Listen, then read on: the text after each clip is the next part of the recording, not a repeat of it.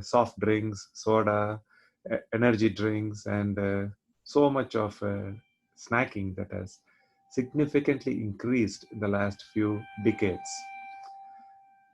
For people from outside Colombia, today we have our local tornado alarm testing going on. So I'm trying to make sure you can hear my voice on top of that. I'm sorry about this disturbance.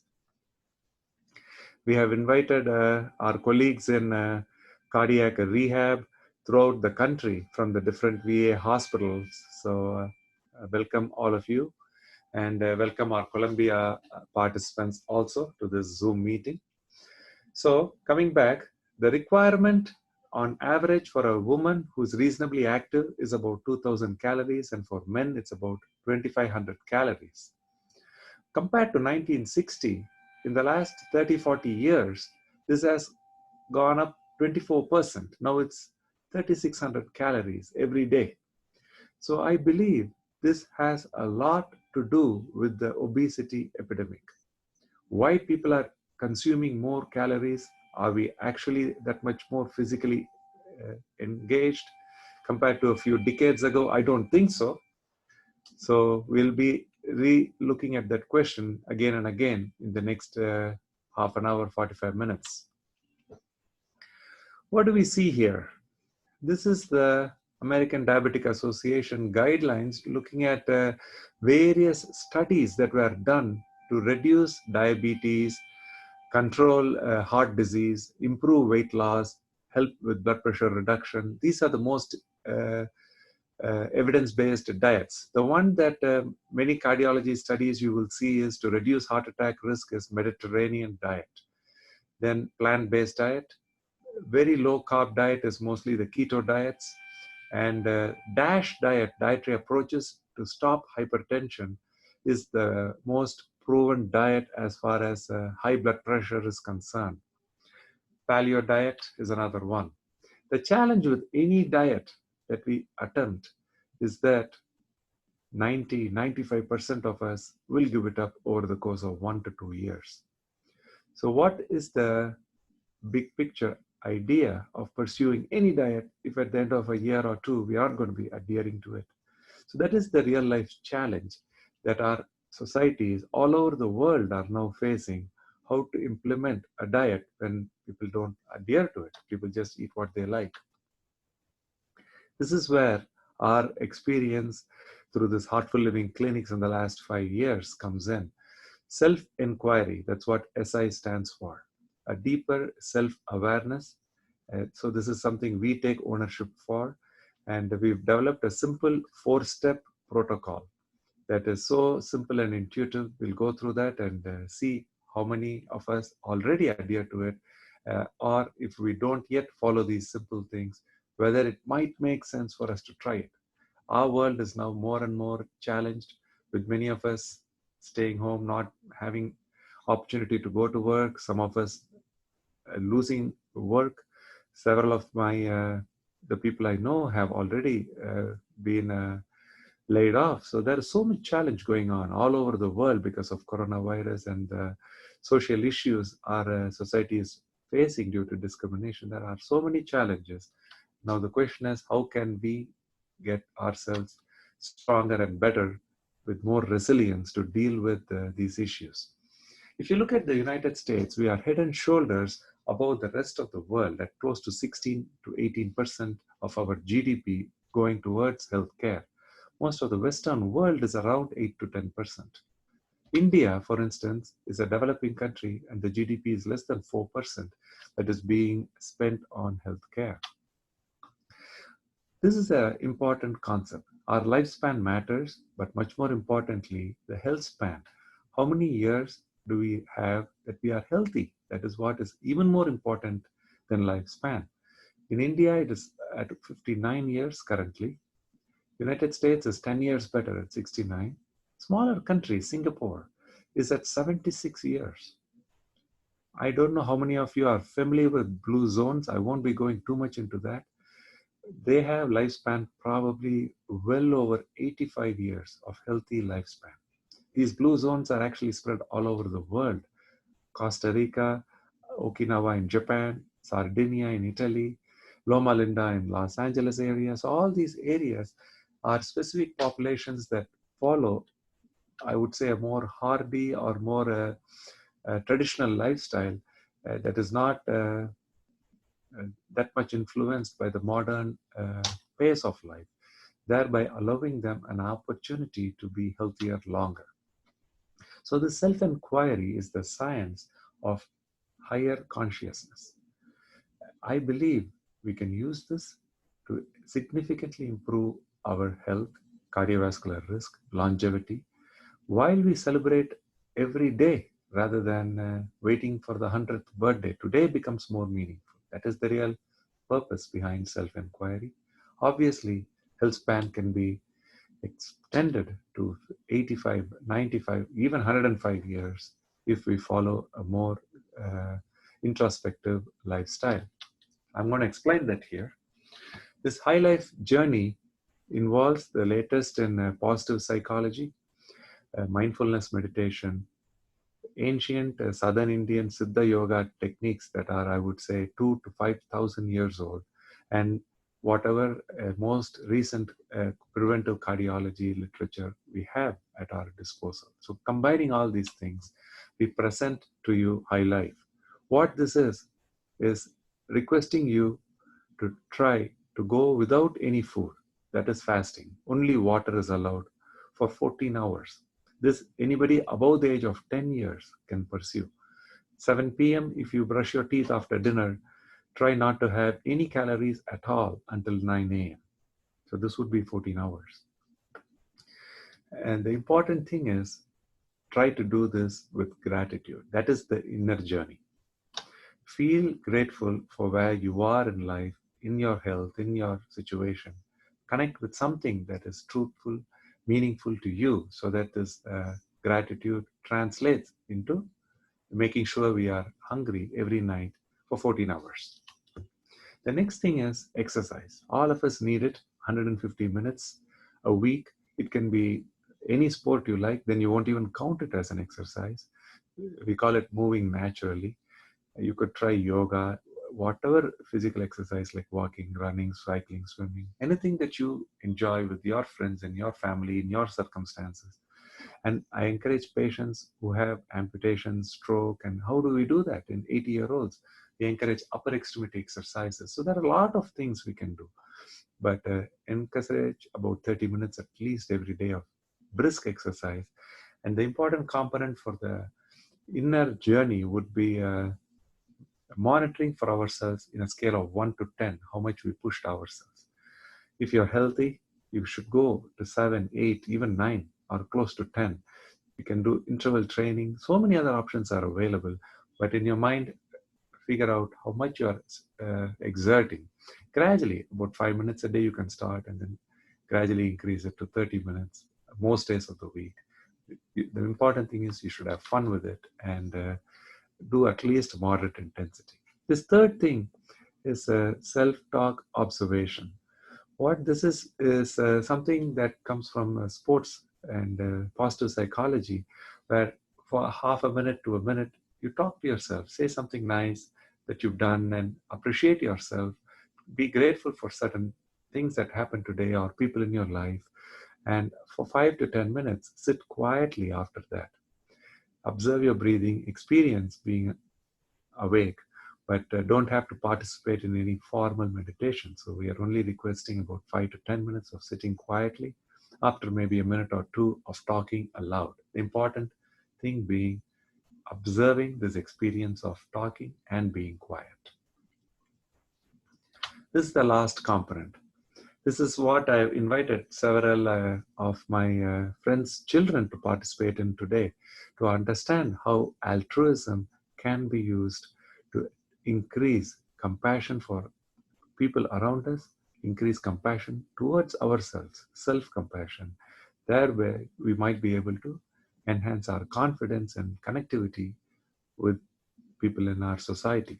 So this involves spending 1 minute, 2 minutes doing something out of our routine that is different.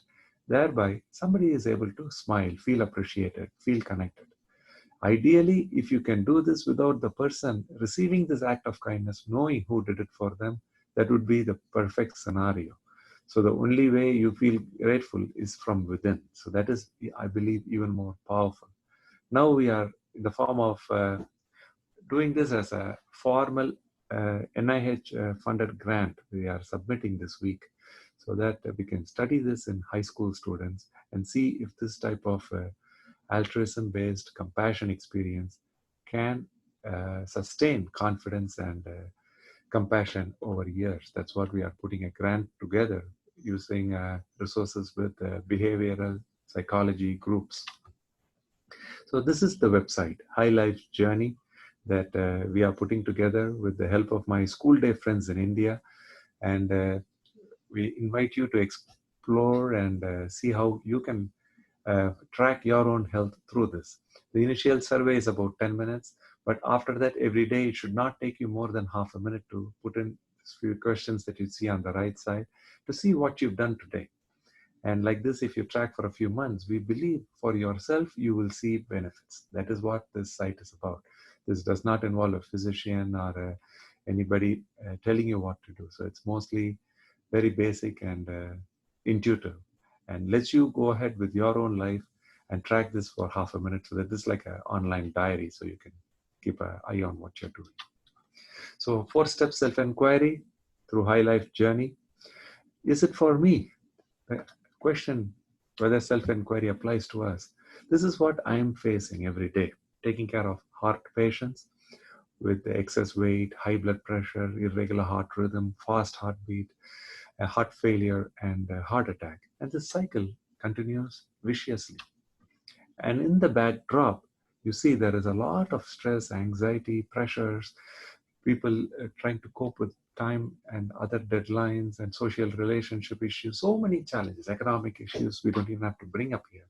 So many things add stress to the life that ends up affecting our heart and our health. We have plenty of medicines, balloons, surgeries, hospitalizations, but are we curing our patients? The answer is no, we are only palliating heart disease for the most part. Today, 1/3 of mortality in the United States is heart disease related. About $500 billion is spent every year, and this is projected to cross $1 trillion in the next 10 to 15 years. This is a huge amount of resource that is being spent on heart disease.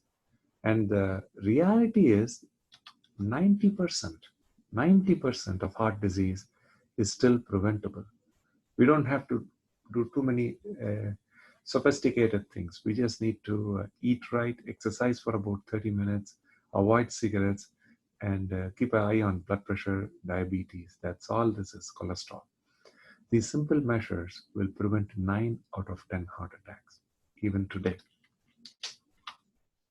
In India, the situation is very similar. It's a developing country. Already, cardiovascular disease has now become the first killer, accounting for 1/4 of the deaths, and 23 million years of life are lost.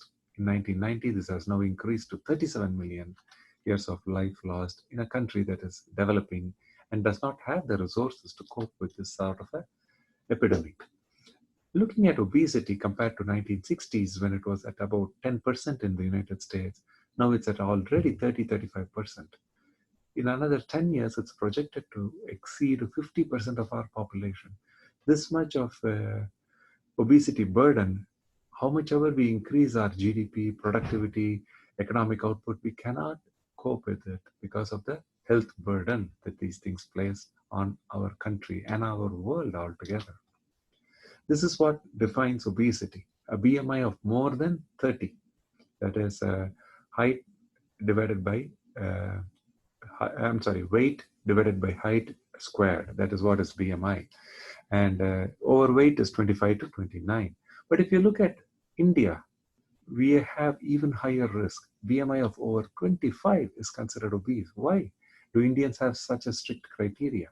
That's because, unfortunately, we are so much more higher risk for diabetes, metabolic syndrome, cardiovascular problems, cholesterol issues, sudden cardiac deaths. So because of that, even at a lower threshold, we have to be much more careful.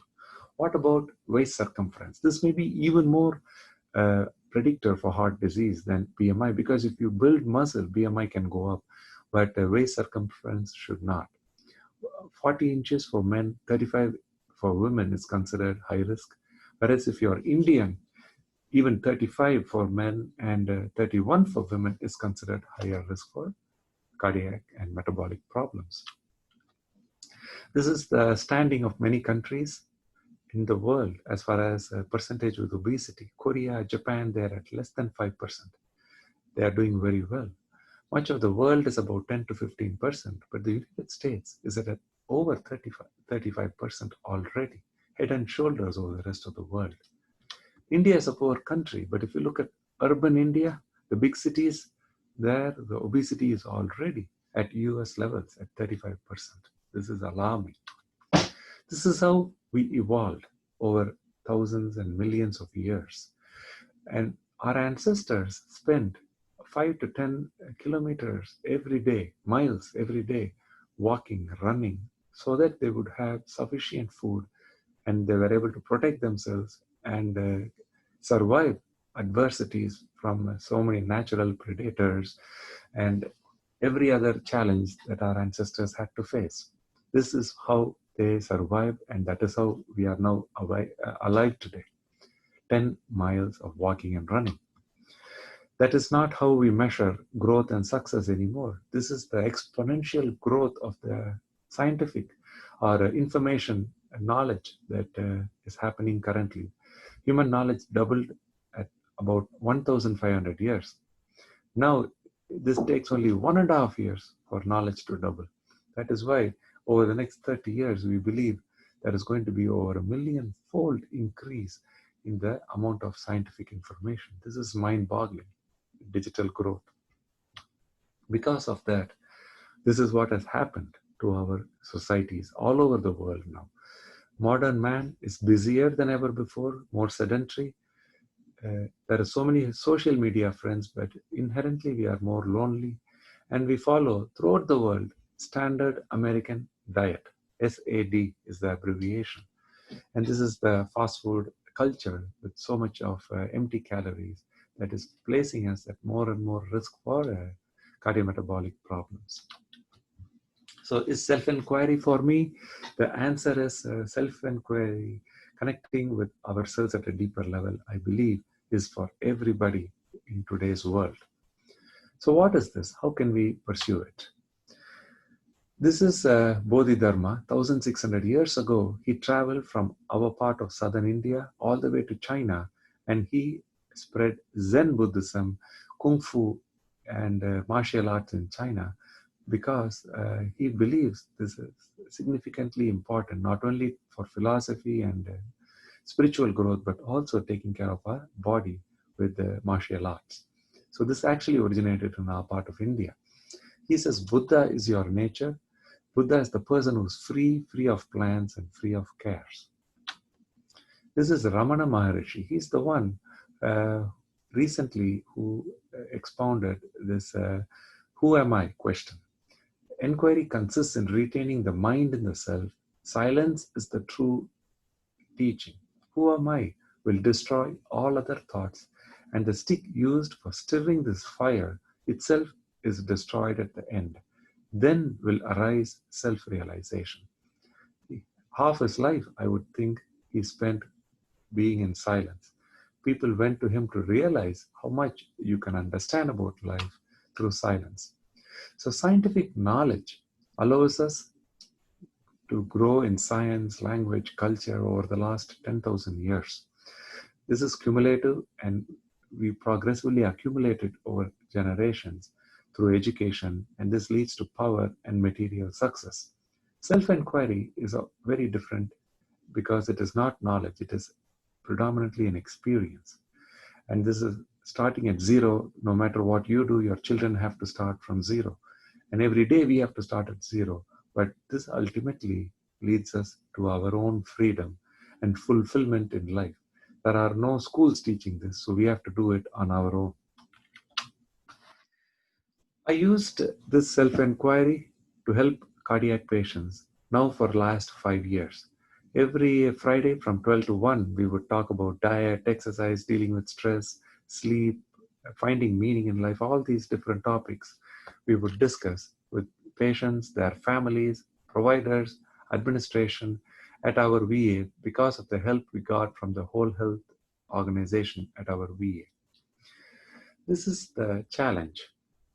There is too much noise, too many things that social media, news outlets that flood our mind. How are we going to find the space to think, connect, and resolve life challenges when there is so much filling our mind? I invite you into your subconscious. All this noise is at the logical level. I know myself as Anand Chokalingam. I'm a cardiologist in mid-Missouri. I have a family, 2 children. Everything I know about myself, all the problems that COVID brings and economic challenges, everything is at the logical level. Below the conscious level is where 90% of our mind actually lies. That is where I invite you to find meaning, connection, and confidence. The 10% conscious mind is the source of willpower, logical thinking. And below the subconscious at 90% is where you will find the source for values, emotions, and most importantly, habits and creativity, our originality and gratitude.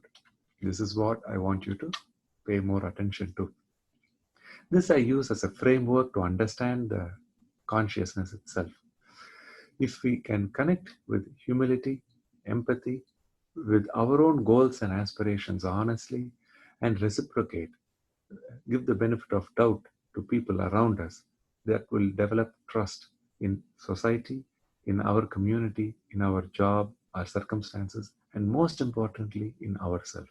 HEART is the simple mnemonic that if you can operate out of, you will find more and more that you're using your fuller subconscious potential.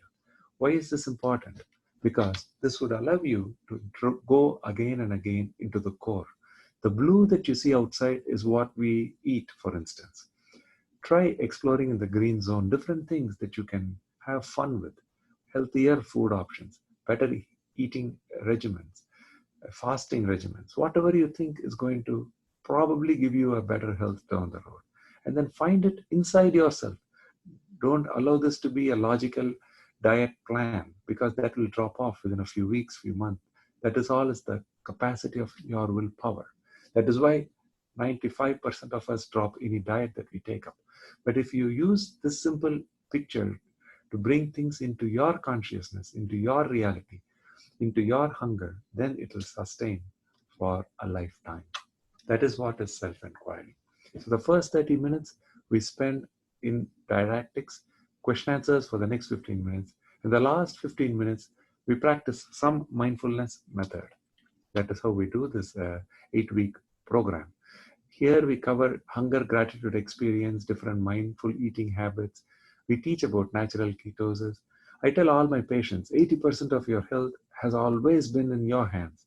So all the balloons and sophisticated procedures we have will only enhance 20%. Then patients realize how much they can contribute and how they need to participate in their health. Then we spend some time about doing different exercise exploration. So what people can do more with their families. Ikigai is finding purpose and meaning in life.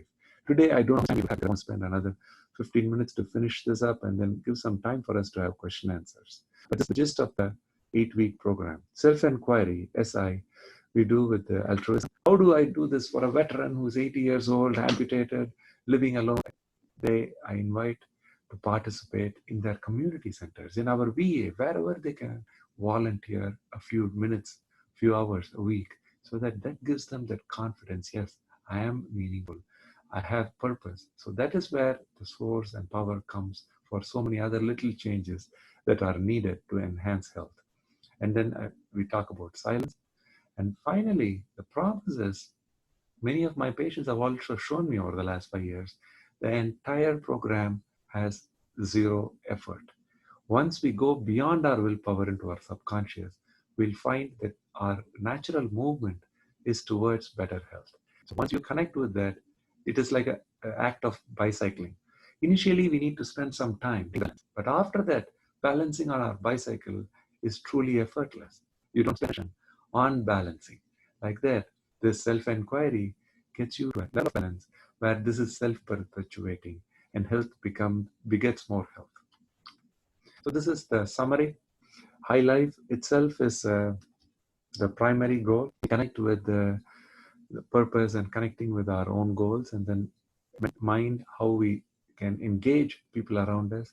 The body, what are the limitations? How can we overcome it to participate in exercise? And diet, how do we celebrate food instead of avoiding things and staying away from foods that we like? We want people to enjoy today food. That is the main idea. How to connect with the people in our lives, and through this, we come back to high quality of life. And this cycle repeats every day. We need to rediscover naturally, intuitively, so that we can participate more meaningfully in our own life. So, to summarize this process, gratitude is the gist. From that, we invite people to participate in hunger-based gratitude experience. We'll talk a little bit more about that. And then exercise leading to better life for us today. So that is what is self-inquiry, where we realize logic is important, but our lives are bigger than all our logic put together. So I invite you into your own life, just like so many of our patients have shown that they can succeed over the last 5 years. So we will talk about this diet that I promised that will stop aging. We have several benefits. We can reduce inflammation, metabolic problems, cancer, heart disease, our health and longevity. There are numerous mechanisms for this. I will not go into more detail, but this is the gist of the potential mechanisms through which calorie restriction works. What is calorie restriction? Assuming we are healthy, we don't have any metabolic problems like diabetes, hypertension, cholesterol issues, heart disease, and our BMI is fine and we eat a healthy diet. What if we restrict our calories voluntarily? Like a pay cut, we take a calorie cut for 10%, 20%.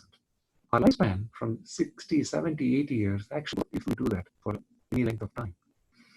This is the most surprising thing that science is telling us over the last, I will show you how many years. But if you continue to restrict calories, if we get too ambitious with that and stop eating, then our risk for health issues increases significantly and our lifespan will drop off. So we cannot cut food out of our life, but we can reasonably and gain not only years but also health. That is what is the promise of aging studies. This is not done by my colleagues in cardiology. This is research done by doctors looking at, scientists looking at aging, not doctors actually.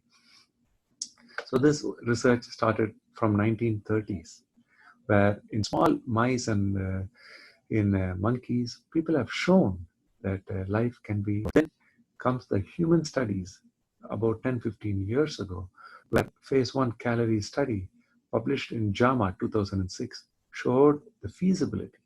Then comes 10 years later, Calorie 2, a 2-year study where people were restricted 25% calories when they were already healthy, BMI of only 25, and they were able to show significant health benefits. So this is groundbreaking research. This research, as I said, started in the 1930s, now close to 100 years ago, where 10, 20, 100, even 300% lifespan increase in small animals, unicellular organisms, up to monkeys, were shown over the last 80 years. Doctor, now let's come to human beings. This is what matters. What happens if I'm already healthy? Can I increase my health span? Look at these two monkeys that are telling us a story. Both the monkeys are 27 years of age. The monkey on your left looks 27 years old, whereas the monkey on the right looks way younger, looks too healthy, is more energetic, is jumping around. They count the number of jumps these monkeys do in a day. The one on the right, although is the same age, is doing a lot more jumps. What is this about? This monkey took a 30% calorie restriction. This was forced on it. It did not like it because all of us like to eat what we think is our entitled healthy diet. This monkey on the left side ate what it felt was right for itself, whereas the one on the right was forced to eat 30% lesser amount of food. And if you look at cancer, that was much lesser. Heart disease was much lesser. Deadlines and metabolic syndrome, diabetes, insulin resistance actually disappears if you restrict 30% calories. You may ask, so what? Then look on the right side. On the blue is the natural life expectancy. They live to about 30 years. But if you restrict their calories to another group that was published to 30%, then they seem to be living way longer and way, way healthier. That is the message the rhesus monkey gives us. This monkey has a 93% genetic concordance with humans. It is close enough, but it's not good enough. We have to see what it does to humans. Inflammation goes down. That is the message. From 14 goes down to 8 in 2-year time interval. And this is the study, Calorie 2. Parameters published last year in Lancet. When 25% calorie restriction, not 30% like the monkeys, 25% for humans, for 2 years, 10 kilogram weight reduction. BMI of 25, which is normal, drops to 22 because they are not getting as much food. And this is what has happened.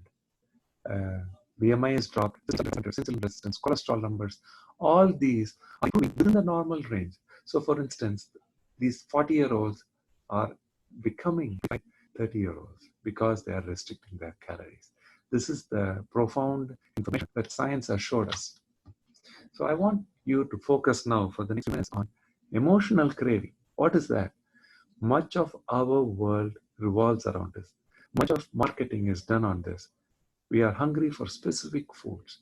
This hunger persists despite a full meal, and we feel guilty and shame after we've had a meal. Why is this? Because we know we are eating unhealthy things at unhealthy times and more than we need to eat, but we are most often even forgetting that and not even recognizing we are doing. Much of our eating is like this. I tell my patients, whenever you go to a grocery store, it is like 9 of things that are on your health today. So we have to find the 1 out of 10 things in the store that are truly healthy. We are lucky. Come home with that 1 out of 10 things if we can. That way, if it's not at home, we're not going to eat it every day. Then comes this habitual eating. What is it? That's what I did for 45 years of my life. Both my parents are physicians. My dad is a cardiologist. And then I became a cardiologist. And I practiced cardiology for 15 years. But I still stuck to habits prevalent. Thinking we are healthy, what we are doing is we are eating by the meals.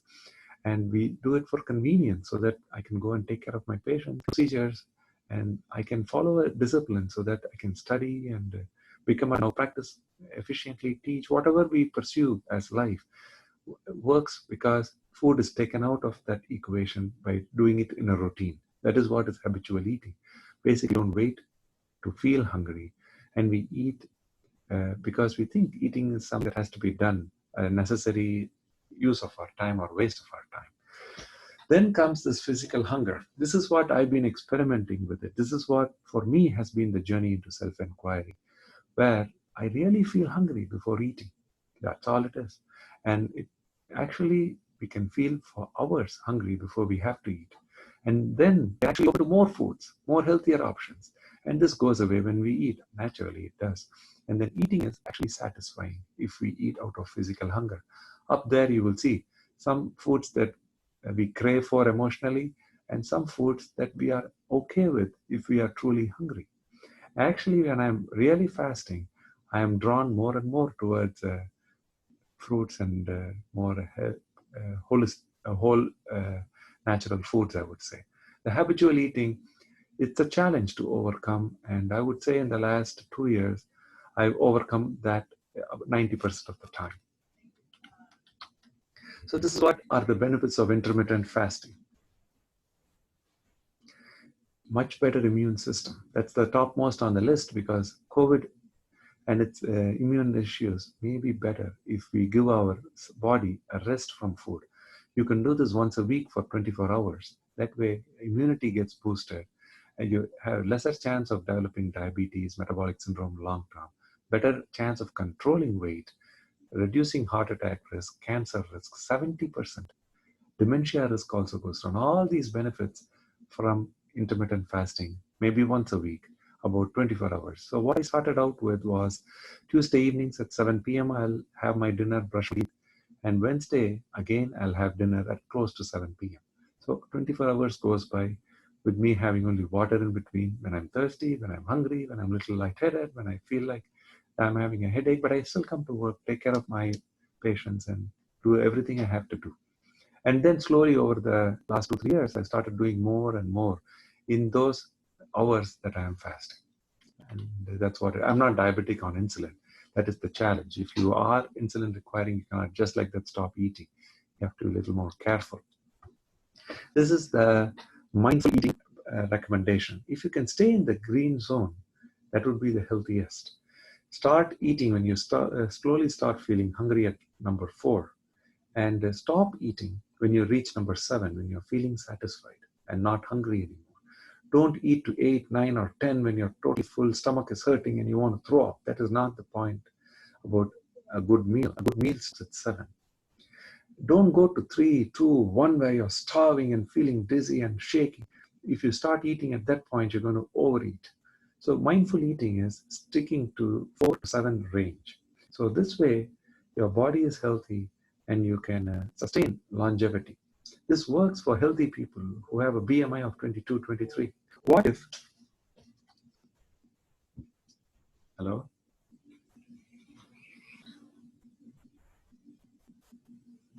Hello? I'm sorry about that. We don't want to get to 1, 2, or 3 because it'll get us more agitated and we would eat more. That's what mindful eating teaches. But for my patients, in the last 5 years, we have gone well beyond that. Why is that? Because we want to lose weight. The 4 to 7 scale keeps us going. But if we want to lose weight, we need to push the body a little further. What would happen if we go to 1? Will we faint? Will we fall down? No. If we smile and relax and give some water, the body goes into natural ketosis. Hunger disappears, and you will find that you have enough fuel to go on through the rest of the day, surprisingly without any further food intake. So this is the transition from a gas-based car to a hybrid electric car, where instead of fuel, it's able to turn on its own internal reserves. For us, the body, the internal reserve is the fat stores. So this is not keto diet.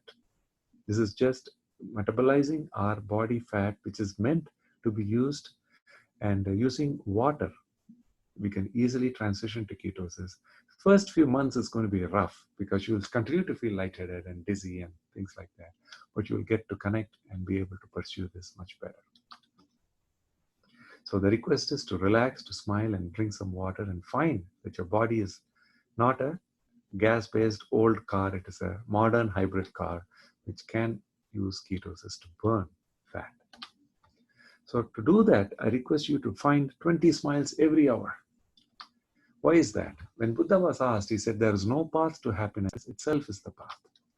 There are 1,000 reasons we can be happy, grateful for in our life. Find gratitude for some specific event that happens. People, circumstances in your life that you can be grateful for. We will stop here for a quick minute and try a little bit of meditation. A student stood up in high school in Columbia, Missouri, when I asked, what are you grateful for? And he said, I'm grateful for the bed at night, for the roof over my head, when I wake up in the morning for food. I'm grateful for being alive. This he said in front of 200 of his classmates as a talk like that. We all can find more gratitude. So now we will stop for a quick minute and find something that we are grateful for and think about it in our own mind. You can even talk aloud because your computer is muted. So talk to yourself for a few seconds. I'm grateful for this that has happened today. I'm grateful for certain circumstance. Or I need you to feel grateful for just being alive, like my 17-year-old friend. And then we'll spend half a minute in silence, experiencing that gratitude. We'll start now.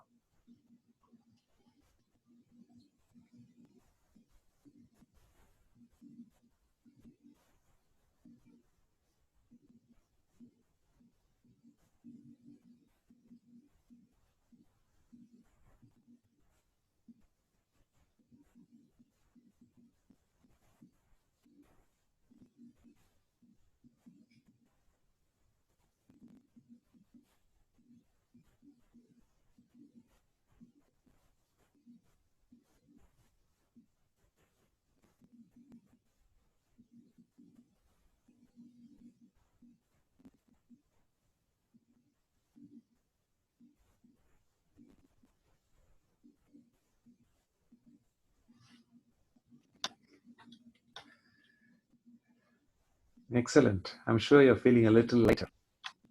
So, for the first 45 years, I was not taking any medicine for any problem, and I was eating as much food as I could. People who are sedentary may be overeating. People who are obese and obese eating the exact same amount as other people, but for their relative weight, there's more food than they need. So, how do we fix all this and get everybody healthy?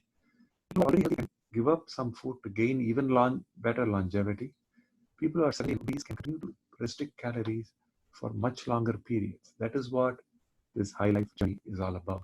So this hunger-based gratitude experience, that is the huge experience fasting, gives all the benefits of intermittent fasting plus some more. It helps confidence, resilience against stresses and anxiety, compliance with anything else we want to do. Give up cigarettes, exercise, get advancement in our job, more creativity. Hunger-based gratitude experience opens infinite potential within you because it operates out of the subconscious. As intermittent fasting works at the conscious willpower level, this works at the subconscious. You within your relationships, work, at home, and there's compassion through that. So intermittent fasting, to summarize, gives so many health benefits. It's a lifestyle choice. This is happening maybe once or twice a week, where people are waiting for the fasting to get over. Hunger is still unpleasant, and you cope with it, and you are able to achieve 10 to 30% calories. Again, I'm afraid intermittent fasting may be another diet form that we may not be able to. Whereas this hunger-based gratitude experience is not a fasting. It is meditative. Fasting is a small component of it. The benefits are more prone and they're more psychological. And gratitude can be experienced not only for food but also for the hunger itself. That is the most profound aspect of this gratitude experience for hunger. And ketosis can be even more healthier. Hunger itself is a sign of alive. And with calorie restriction, you can go to 50, 60, 70% and sustain for years. This, how do I know? This is something my patients, veterans I've been taking care of, are showing me over the last 3 to 5 years. So I thank them first for giving me this experience, showing, yes, doc, this is possible. This is a patient, not a physician, he's a professor here at our university, 69 years old. He ended up needing a stent. Until this point in his life, he was walking in Walmart, he would get short of breath in 5 to 10 minutes. But after that, hospital 80 program, he's so inspired. He does weight training now to compete with even younger people. He's building more muscle. He's walking, running, competing, and winning medals. He's sharing these medals with future participants in our program so that others will be inspired. At 69, he's taking up new adventures in his life. This is a who had a heart attack. His heart stopped. That required shocking. But he had emergency room. It was like weakness in the front of his heart because of the timely intervention for this heart attack that got better. He participated in Heartful Living remotely, and 3 months later, this is the graph he made me. What he is showing us here is when he exercises at a constant speed on the treadmill, 5 kilometers, 3.7 miles, his heart rate is increasing because he's a bit above plateaus here. But his dyspnea from 1 to 10, it quickly climbs. At about 30 minutes, that is when he reaches his peak. But on 1 in 5 occasions, he's continued to exercise, but the dyspnea sort of magically disappears. He is not stopping. This is not second wind, but it is similar to second wind. What is happening is he's entering a zone we call flow. This is Mihai Csikszentmihalyi in 1970s describing it as optimal engagement with a task free of self-consciousness, an intrinsically enjoyable state. This typically lasts a few minutes, few hours. When people participate in tennis or creating new music or something they are very skilled at, and they are faced with a high level of challenge, they have an opportunity to sometimes get into flow. This, many of my patients enter into it, and that is what we encourage as a way to participate in Heartful Living cardiac wellness program. This is what in 1970s Mihai Csikszentmihalyi describes as boredom and apathy with much television. Because at that time, they did not have social media. That is even more negative. But he encourages people to participate in flow-enhancing activities and engage better with life itself. So this is the basis for a lot of positive psychology, optimism, learned compassion. All these things come from this type of scientific literature. What I invite you to look at is inside yourself, like I did. 3 years ago, what I did when I look back now is 75% was habitual eating. Now I know this because I'm more and more spending time when I am truly hungry, I embrace it, and then I go to have food. So I don't have to practice mindful eating. Earlier, when I started this Heartful Living program 5 years ago, I taught mindful eating, which is spending more time with the food, taking time to chew the food, and so many other Zen philosophy concepts. But now, to be mindful about food, all that you need is as simple as that. So you can enter flows, deal with this picture comes from a new study where doctors deal with challenging situations. Healthcare leaders can cope and develop resilience to engage better in their work. For that, they are showing this flow concept. But I'm using gratitude on the x-axis. And in finding more gratitude, you will find it is easier to cope with longer and longer fasting periods. And again, you can come back to it on a daily basis so that flow can be experienced today in more and more aspects of your life. So that is the concept I want to leave you with. In the last minute, whether you want to participate as a world champion athlete or go deeper into your inner journey or just live your life and enjoy, if you're dealing with weight issues, all the people can benefit from these concepts. I want to leave you with a couple of patients. This is a patient of mine who's dealing with weight issues. She has so many health challenges. And this is what she tells me when I talked to her last week. What do you feel grateful about? That I wake up every morning. Excellent. You started out saying that you're an optimistic person. I've always been optimistic and always figured I had at least the glass half full.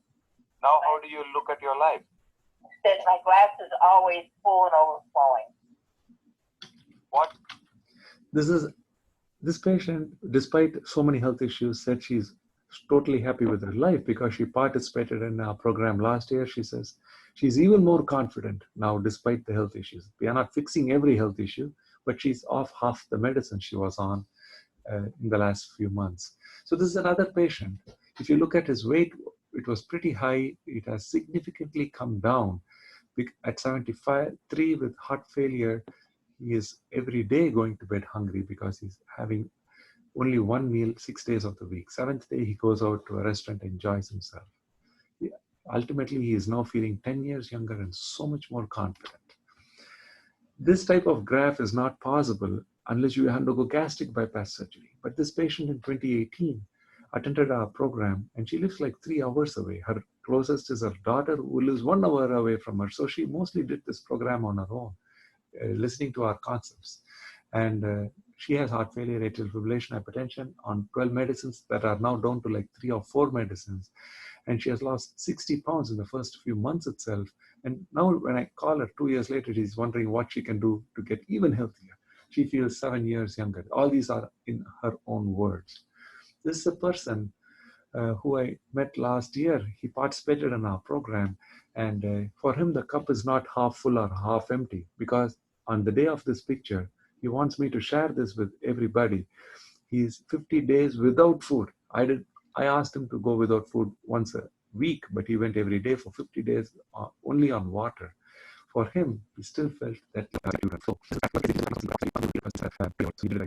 And he might get an appointment with bypass surgery last year. And he's now off many of his medicines, doing much better.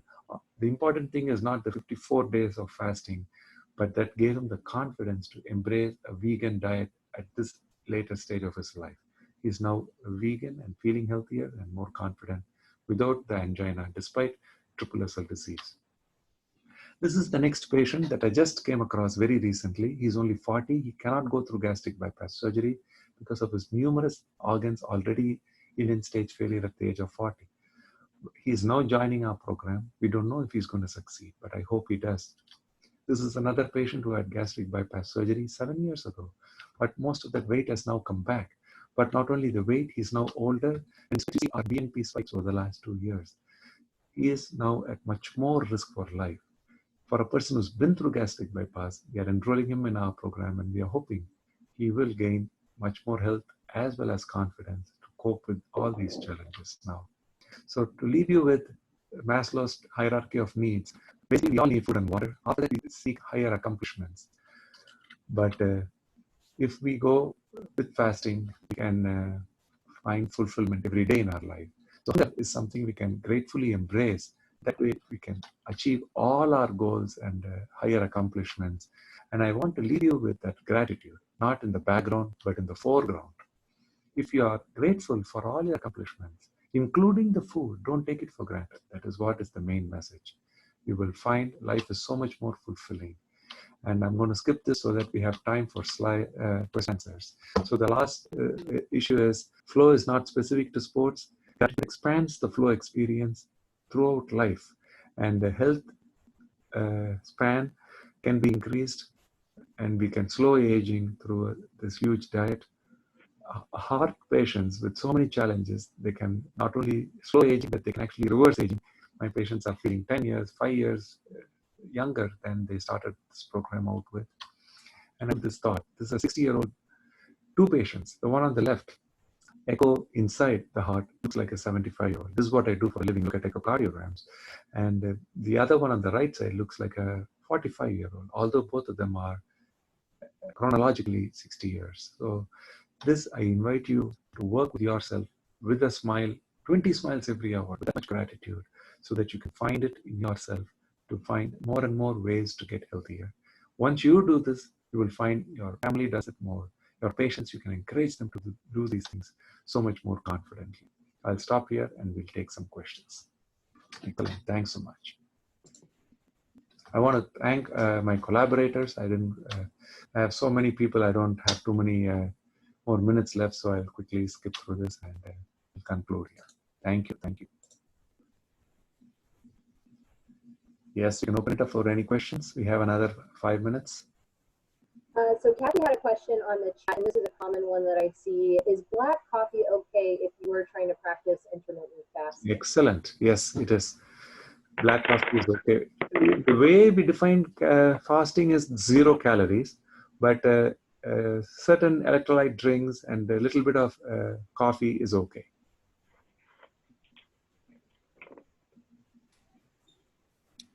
You mentioned earlier, this is Teresa Graff over in Therapy. You had mentioned earlier that you don't see a lot of application of this kind of practice in other cardiologists and in other physicians and their patients.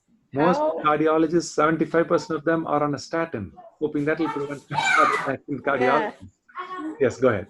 How can we change that? How can we get more of our physicians to take these kinds of approaches that have many more positive benefits outside of even just cardiology? How can we get more physicians on board with this type of intervention? This is, I think, very, very important. The reason is patients come to us and say, doctor, I have so much stress in life. But doctors are facing more burnout and stress than the community. There is 3 to 4 times more suicide among doctors compared to the rest of the society. So doctors need this help and self-inquiry more than anybody else in today's world. So I don't only take this program to my cardiac patients. For the last 5 years, I've done this with patients at the VA, thanks to our whole health group. But I've been doing this as a physician wellness resilience program for the last 4 years here at our university. I've taken this to our American College of Cardiology national level.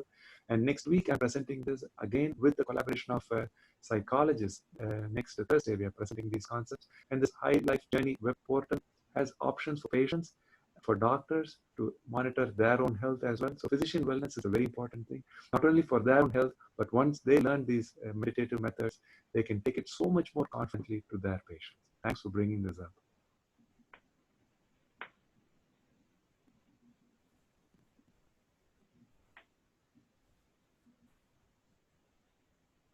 Other questions?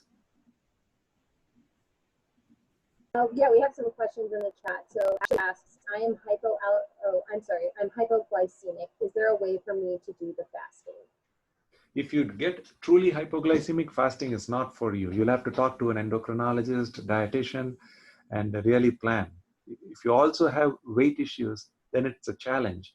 But I believe if you start understanding yourself first at a deeper level, this meditative process, join our Hilife Journey in the next couple of weeks, but very, very, very slowly try to experiment and find for yourself what works. Because this is not a physician-driven program. This is a web-based application that will help you track how you're doing every day. So I invite you to participate and learn some more, but talk to your doctor if you're having hypoglycemia issues.